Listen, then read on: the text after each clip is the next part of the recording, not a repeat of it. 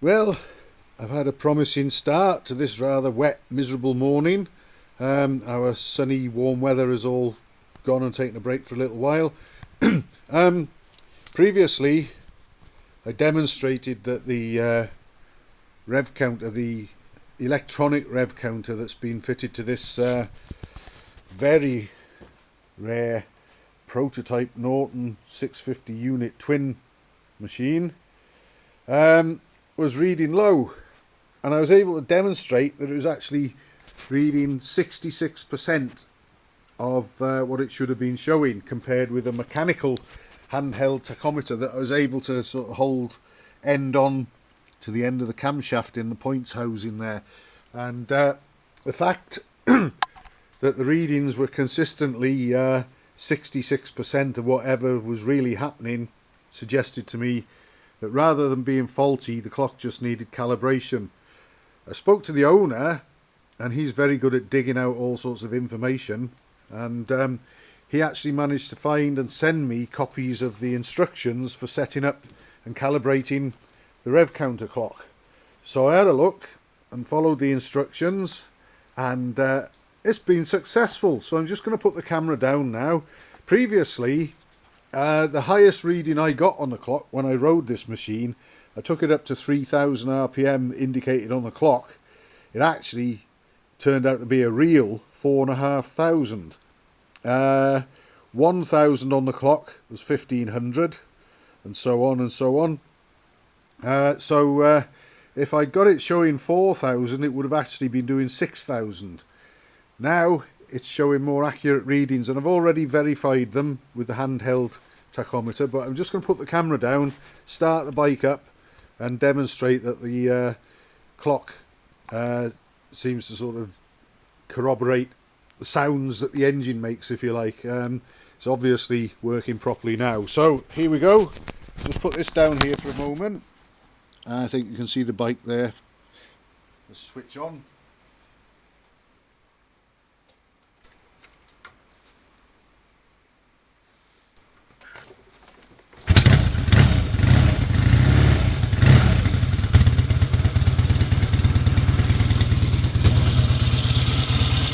Previously, at tick over, the machine was ticking over at 1200 RPM.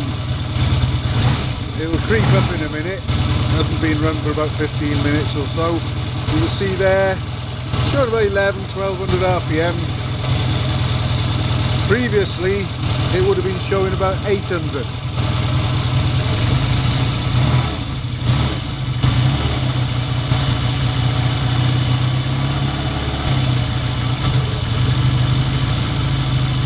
Showing 1500,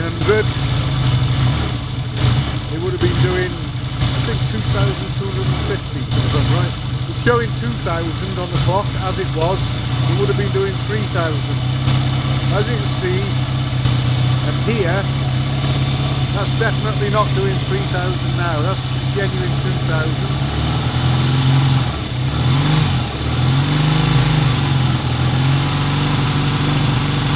3000 would have previously been a real 4,500, and it's very difficult to get the clock to go past 3.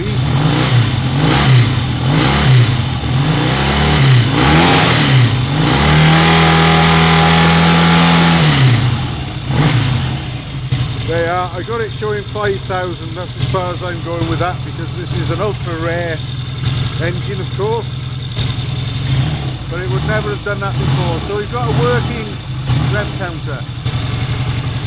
When I rode this machine on the Black Mountain ride, I didn't notice while I was actually riding, but after I got home, I noticed that the speedometer had stopped working. Looking back on my video where I could see the clocks, I saw the reading on this clock gradually get lower and lower and lower, and then stop reading at all. I suspected perhaps a broken cable, but the cable was alright. It's actually the drive unit on the rear wheel. The owner's aware of it, he knows what it needs, and he's getting one again sent to me, so that won't be too difficult to put right. and then we should have two working clocks up here to tell us how fast we're going and how fast the engine's spinning. So that's a good step forward. And see, now the engine's warmed up. We're showing 1200 there, which is what the engine actually does, ticking over when it's warm. I may be able to turn that down a little actually, but